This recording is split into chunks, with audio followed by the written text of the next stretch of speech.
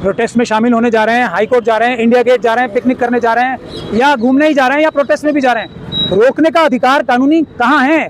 Delhi police के अधिकारी नहीं, अपराधी हैं। वो हैं कौन बोलने वाले कुछ भी? वो क्या हमारे मालिक हैं? अमित शाह साहब के खिलाफ और कमिश्नर साहब के खिलाफ डायरेक्ट सबूत आ गया हमारे पास। जो बात करेगा वो हम में से नहीं है, वो गद्दार है। जो बात करेगा इनसे गद्दार है। जेल भिजवाने का काम शुरू हो गया आज से। जो कानून है उसके ऊपर कोई नहीं है, ना अमित शाह साहब, ना कमिश्नर साहब, ना डीसीपी, ना एसीपी, कोई ऊपर नहीं है कानून से। अमित शाह साहब के जो गैंगस्टर मेंटालिटी है ना, वो चलने नहीं देगी देश की जनता, और हम जैसे लोग नहीं चलने देंगे। एक एक को देख लेंगे, पुलिस वाले को और गैंगस्टर्स को भी। तंग अगर किसी ने फोन कर दिया हमारे एक भी बच्चे को, चाहे पुलिस का अधिकारी हो या गैंगस्टर हो या अपराधी हो, कोई भी, उसको छोड़ेंगे नहीं। ये मेरे जवान है, ध्यान रख लेना सब। अपना काम करो। पुलिस के साथ मिलके अगर बच्चों को धमका दिया किसी ने भी, वो वार्निंग दे रहा हूं मैं। ये सुप्रीम कोर्ट नहीं बचा पाएगी, पुलिस वाले तो बचा ही नहीं पाएंगे। क्या कर रहे हैं देखिए आप। नहीं सर, ये सब क्यों किया जा रहा है कि जो ऑटो रोके जा रहे हैं वो सारी? ये मुझे नाम लिया ना एसएचओ साहब ने, अमित शाह साहब और नए कमिश्नर ने बोला है हमें, यानी कि वो साजिश में शामिल है ना। इसमें सबूत है। आज तो बहुत बड़ा अच्छा दिन भी है कि अमित शाह साहब के खिलाफ और कमिश्नर साहब के खिलाफ डायरेक्ट सबूत आ गया हमारे पास कि वो कॉन्स्पिरेसी, ये इस तरीके की गैर कानूनी गतिविधियां करा रहे हैं इन पुलिस के भ्रष्ट अधिकारियों से। आपके हिसाब से क्या वजह है? क्योंकि आज रात से ही सुनने में आया कि इस तरीके की चीजें चल रही है। नहीं, ये कल से भी चल रही हैं, परसों से भी चल रही हैं। लेकिन मैंने आज जब बच्चों को रोके हुए देखा और एक तरीके से उनको घेराव करके जो गुंडे नहीं रोक लेते ना, उस हालत में देखा, जब भी तो मैं उतरा, वरना मैं तो जा रहा था अपने हाईकोर्ट की तरफ। तो उस प्रोटेस्ट में शामिल ना हो, ऐसी मंशा है कि सीजेपी के प्रोटेस्ट में ना प्रोटेस्ट में शामिल होने जा रहे हैं, हाईकोर्ट जा रहे हैं, इंडिया गेट जा रहे हैं, पिकनिक करने जा रहे हैं, या घूमने ही जा रहे हैं, या प्रोटेस्ट में भी जा रहे हैं, रोकने का अधिकार कानूनी कहाँ है? इतने लार्ज नंबर ऑफ पीपल को रोकने का अधिकार कहाँ है? अब ये बस में जा रहे हैं, किसी बस में चढ़ जाएंगे, रोक लेंगे, सबको डराएंगे, और उनके जो नंबर कानून है, वही तो मैं पूछ रहा हूँ। अभी तक मुझे नहीं दिखा पाया कोई भी व्यक्ति, वो कानून नहीं दिखा पा रहे हैं मुझे, ये बड़े बड़े पुलिस के अधिकारी। जो सुनने में आया कि 3 महीने तक हिरासत में रखने का कोई, अगर किसी ने हिरासत को भूल जाओ, फोन कर दिया, सिर्फ जो फोन नंबर इकट्ठे कर रहे हैं ना ये क्रिमिनल्स को देने के लिए, ताकि बच्चों को धमकाएं, उनकी फैमिलीज को धमकाएं, ये अपराध है, ये गैंगस्टरिज्म का अपराध है, ये आतंकवाद का अपराध होगा, ये मैं गारंटी दे रहा हूँ। गलतफहमी मत रखिए कोई भी। सरकार बातचीत कर रही है धर्मेंद्र प्रधान के इस्तीफे को लेके, एक तरफ जो है इस तरीके की। देखिए, जो लोग सरकार से बात करते हैं वो या तो नासमझ हैं, या आरएसएस द्वारा बहकाए गए हैं, या आरएसएस के एजेंट हैं। मेरा इस मामले में बिल्कुल क्लियर बात है। बात करना सरकार से मतलब बंद कमरे में, वो भी बंद कमरे में सिर्फ सेटिंग होती है, दलाली होती है, बात नहीं होती है, और सच्ची और साफ सुथरी बात तो होती नहीं है। जो बंद कमरों में बात कर रहे हैं, कोई भी हो, वो बिल्कुल इस आंदोलन में रहने लायक नहीं है, ये हमारा कहना है। जो लोग इनसे बात कर रहे हैं, इन अपराधियों से, ये एप्स्टीन गैंग के मेंबर से, छोटी छोटी बच्चियों के ऊपर जो गंदी नजर रख रहे हैं, ये एप्स्टीन गैंग की हरकतों से, छोटी छोटी बच्चियों के साथ आपने देखा नहीं है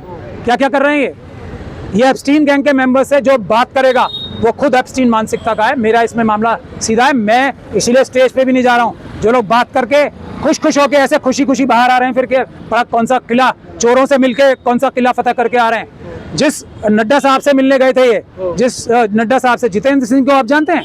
जितेंद्र सिंह साहब को जानते हैं? वो जो कठुआ की बच्ची थी, उसके बारे में उनका क्या परिप्रेक्ष्य है और क्या बैकग्राउंड है? और नड्डा जी को जानते हैं आप? एम्स के अंदर जो उन्होंने घपला किया था, संजीव चतुर्वेदी नाम के एक ईमानदार अफसर ने, उनके खिलाफ सीबीआई इंक्वायरी ऑर्डर की थी, तो उनकी क्या हशर कर रखा है। पूरा पीएमओ उनके पीछे पड़ा है, संजीव चतुर्वेदी जी के पास। और आज ये उन्हीं जो नंबर 1 के भ्रष्टाचारी हैं, उनसे जाके बंद कमरे में चाय पीने जा रहे हैं, ऐसे बैठे हैं एसी में, और ये बच्चे यहाँ पे लाठियां खा रहे हैं। जो बात करेगा वो हम में से नहीं है, वो गद्दार है। जो बात करेगा इनसे गद्दार है। मोदी जी का बयान आता है, रात को वीडियो जारी करते हैं। मोदी जी ने पहली बार बिना मेकअप के वीडियो बनाया है, आप समझ लो। असली चेहरा नजर आया थोड़ा थोड़ा मोदी जी का बिना मेकअप के। क्यों? क्योंकि जनता आ चुकी है। अब भारत देश की जनता जाग चुकी है। जो काम अपोजिशन का था वो नहीं हुआ, जनता ने अपने हाथ में ले लिया। कोई लीडर नहीं है, जो बात करेगा वो गद्दार है। सोनम वांगचुक ने हड़ताल भी, जो बात करेगा वो गद्दार है। हमें हंगर स्ट्राइक नहीं करानी है, हमें हंगर स्ट्राइक नहीं करनी है। हमने उनसे, उन लोगों के बैंक बैलेंस लेने, उनकी जो प्लेट्स है ना 56 भोग के खाने जो वो खा रहे हैं, इन बच्चों के छीन के उनके 56 भोग लेके बच्चों में बांटने हैं। हम लोग ऐसे नहीं है कि हम इनसे आप उम्मीद कर रहे हो इमोशंस की। सर, ऑब्सीन मानसिकता के लोगों से। के लिए जो शर्त थी उसमें दिल्ली पुलिस ने लिख के दिया है कि शांतिपूर्ण तरीके से जो लोग शामिल थे उनके खिलाफ कुछ नहीं किया जा वो हैं कौन? आप मुझे ये बताओ, वो दिल्ली पुलिस के अधिकारी नहीं, अपराधी हैं। वो हैं कौन बोलने वाले कुछ भी? वो क्या हमारे मालिक हैं? आप ये बताओ, किस बच्चे ने कौन सा अपराध किया है और कौन सा अपराध वो कर सकते हैं? अपराध तो आपके ये भ्रष्ट पुलिस के अधिकारी वर्दी के अंदर और वर्दी के बाहर कर रहे हैं। इनकी हिम्मत कैसे होती है बच्चों से बात करने की कि अगर आप ये करोगे तो वो करोगे? वो मालिक हैं देश के, वो कोई अपराध नहीं कर रहे हैं, अपराध आप कर रहे हो। आप अपना एक स्ट्रॉन्ग पॉइंट बनाना चाह रहे हो कि हम आपको परमिशन देंगे। आप हो कौन? हो कौन आप? कंप्लेंट दी है ये अभी मैं ये जेल भिजवाने का काम शुरू हो गया आज से। जो कानून है उसके ऊपर कोई नहीं है, ना अमित शाह साहब, ना कमिश्नर साहब, ना डीसीपी, ना एसीपी, कोई ऊपर नहीं है कानून से।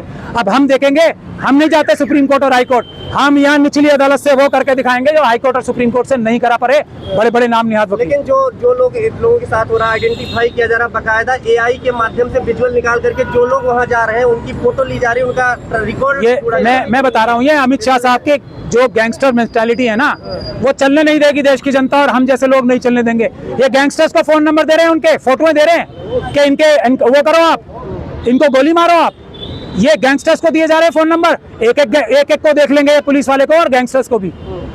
तंग अगर किसी ने फोन कर दिया हमारे एक भी बच्चे को, चाहे पुलिस का अधिकारी हो या गैंगस्टर हो या अपराधी हो, कोई भी, उसको छोड़ेंगे नहीं। ये मेरे जवान है, ध्यान रख लेना सब, अपना काम करो।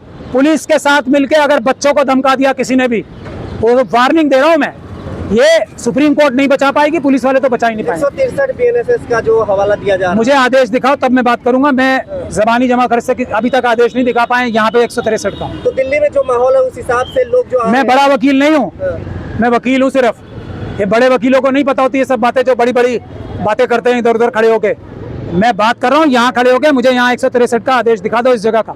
लेकिन जो लोग डिटेन हो रहे हैं या जो लोग डर रहे हैं इस वजह से कि दिल्ली ना आए, उनके लिए क्या कहना चाहेंगे? एक मैसेज हम खड़े हैं ना आज यहाँ, किस लिए रुके हैं? मेरे तो जानने वाले बच्चे नहीं थे।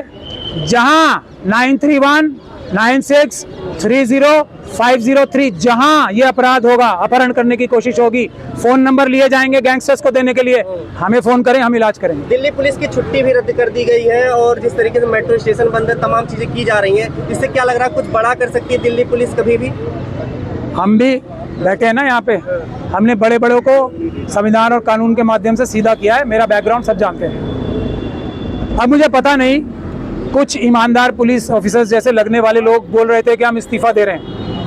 मैं उनसे गुजारिश करूंगा, इस्तीफा नहीं देना है आपने, बिल्कुल इस्तीफा नहीं देना है।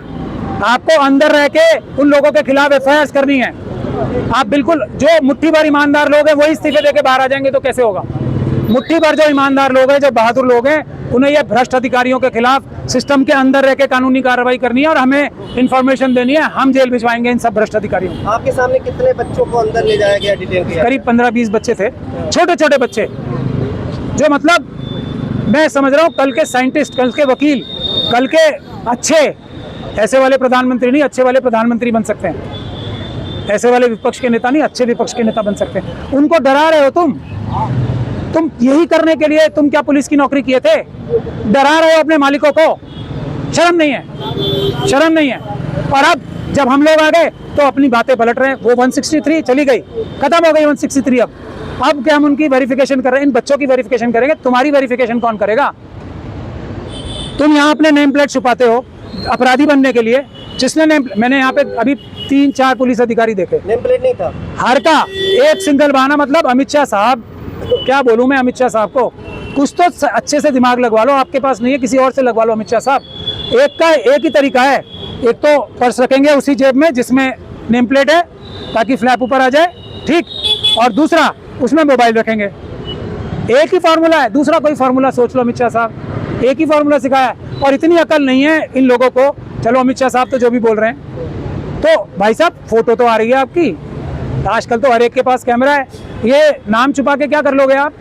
आपके साथ बदतमीजी कर रहे हैं तो फिर बच्चों के साथ क्या कीजिए?